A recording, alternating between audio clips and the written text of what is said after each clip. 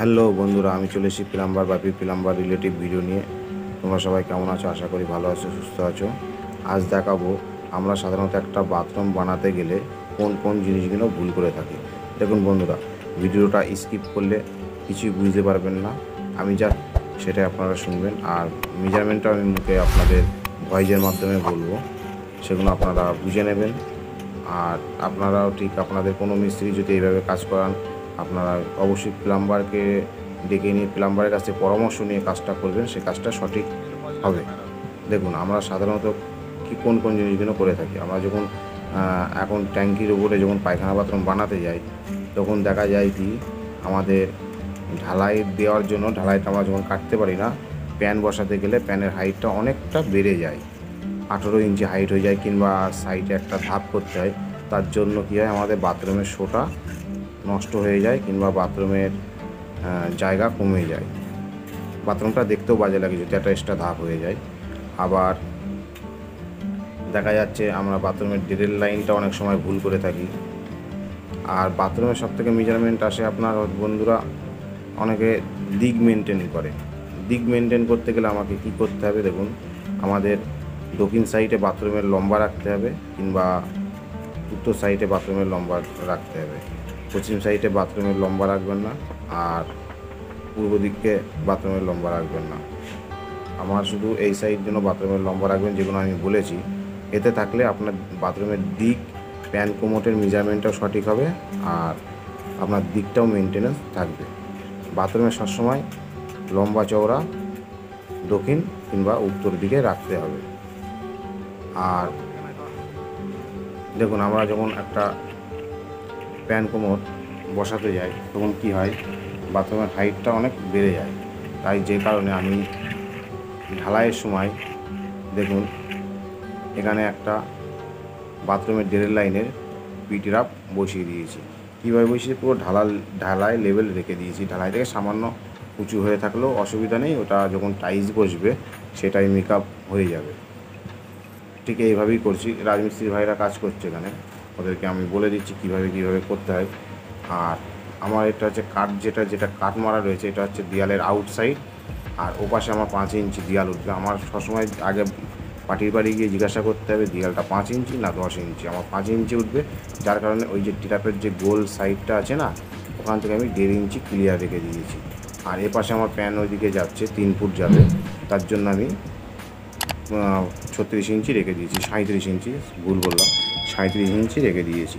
তাহলে 37 ইঞ্চি। আর আমার ওইদিকে এই দেখেন, আমি যে ইটটা দিয়ে ওটা মানে ভেসে উঠছে, যার কারণে চেপে ধরছি। আর এই যে দেয়ালে যেটা বললাম, ফিরে সবসময় দেয়াল থেকে একটু গ্যাপ রাখবেন। আর এদিকে দেখেন বন্ধুরা, আমি যখন ট্র্যাপটা বসিয়েছি মানে প্যানের জন্য এস টাইপ সাইপন বসিয়েছি। এস টাইপ সাইপন আমি কেটে এটা পিভিসি দিয়েছি।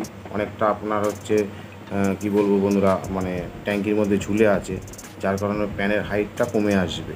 এখানে খুব জোর হলে আপনার প্যানের হাইট আসবে ওই 6-7 ইঞ্চি, 9 ইঞ্চির মধ্যে হাইট দাঁড়াবে, তার বেশি হাইট হবে না।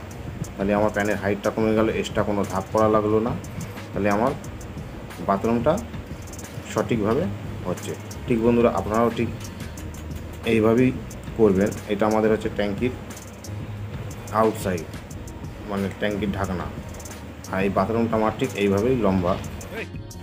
আর বন্ধুরা, চ্যানেলে যদি নতুন হয়ে থাকেন, চ্যানেলটা অবশ্যই সাবস্ক্রাইবার করবেন, পাশে থাকা বেল আইকনটা অন করে দেবেন, যাতে এরকম প্লাম্বার রিলেটিভ ভিডিও আপনাদের কাছে আমি আরও ভালো ভালো ভিডিও দিতে পারি।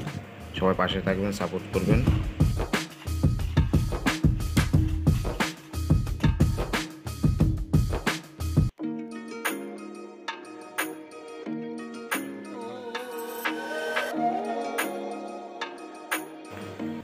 দেখুন বন্ধুরা, আমি ঠিক যেভাবে আপনাদেরকে বলেছি, এটা তো ভিতের মাধ্যমে বললাম যে একটা বাথরুম করতে গেলে মানে ভিত তোলার সময় কোন কোন জিনিসগুলো ভুল হয়ে থাকে। দেখুন, আমরা এখানে প্যানের এটা কোমোটের লাইন করেছি, আর ওটা হচ্ছে আপনার প্যানের লাইন করেছি। বাংলা প্যান যাকে বলা হয়, সে বাংলা প্যানের লাইন। ঠিক যে পর্যন্ত দেয়াল হবে, দেয়ালের ভিতর থেকে দরকার বলে ইট বসিয়ে নেবেন, কিংবা আপনার ফিতে দিয়ে মেপে সেই জায়গাটা ছেড়ে নেবেন, পিছন থেকে সাইড থেকে আপনাদের যে মেজারমেন্ট আসে। আর এই জিনিসটা আপনারা অবশ্যই করবেন আপনার প্লাম্বার সম্বন্ধে যার অভিজ্ঞতা আছে কিংবা অভিজ্ঞ লোক দিয়ে এটা করাবেন।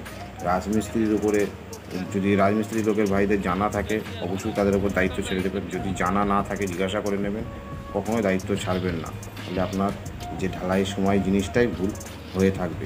আমি এরকম ম্যাক্সিমাম বাড়িতে সম্মুখীন হয়েছি যে অনেক বাড়িতেই রাজমিস্ত্রি ভাইরা এরকমভাবে জিনিস করতে গেছে, কিন্তু সেই জিনিসটা অ্যাকচুয়ালি পুরোটাই ভুল হয়েছে। সেই জিনিস আমাকে ভেঙে আবার নতুন করে করতে হয়েছে, যার কারণে আমাকে এক বাড়ির থেকে এরকম টাকা হয়েছে। আমি দেখলাম এটা একটা ভিডিও বানিয়ে আপনাদেরকে অবশ্যই জানানো উচিত।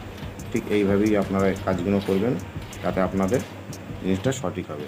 আর আপনি যদি বাথরুমের দিক মেনে থাকেন, সেটা তো আপনাদেরকে বলেছি যে কীভাবে করতে হবে, ঠিক ওইভাবেই করবেন। যদি আপনার দিক মানার থাকে, যদি ভাবেন যে দিক মানব না, আপনি যেমন খুশি তেমন বাথরুম বানাতে পারেন। দেখেন আমি ইট বসিয়ে এটা নিয়েছি 5 ইঞ্চি, আমার ওপাশে ট্র্যাপ আছে, ঠিক এইভাবেই দেখে নেওয়া হচ্ছে। আপনারাও ঠিক এইভাবে দেখে নিতে পারবেন, অসুবিধা নেই। আমার ওপাশে হচ্ছে এল লাইন, যার কারণে এই ট্যাঙ্কি আর আমার দ্বিতীয়বার কাটা যাবে না। কেন এখনকার এই ট্যাঙ্কিতে ম্যাক্সিমাম সব নিচে বিলাস্টোন দেওয়া হচ্ছে ঢালাইয়ের নিচে, যে ট্যাঙ্কিটা অনেক দিন যাতে আরও মজবুত করা যায়। ট্যাঙ্কির নিচে বিলাস্টোন দেওয়া হয় বলেই ট্যাঙ্কি আর ঢালাই পরে কাটা যায় না। দেখুন আমার জায়গা পুরো কমপ্লিট।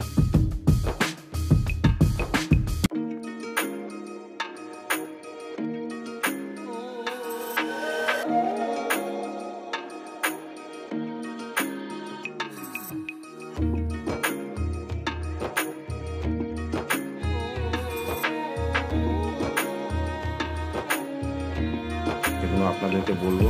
আর আমার চ্যানেলে যদি বন্ধুরা অবশ্যই নতুন হয়ে থাকেন, চ্যানেলটা অবশ্যই সাবস্ক্রাইব করবেন, পাশে থাকা বেল আইকনটাকে অন করে দেবেন, যাতে এরকম প্লাম্বার রিলেটিভ ভিডিও আপনাদেরকে আমি আরও দিতে পারি।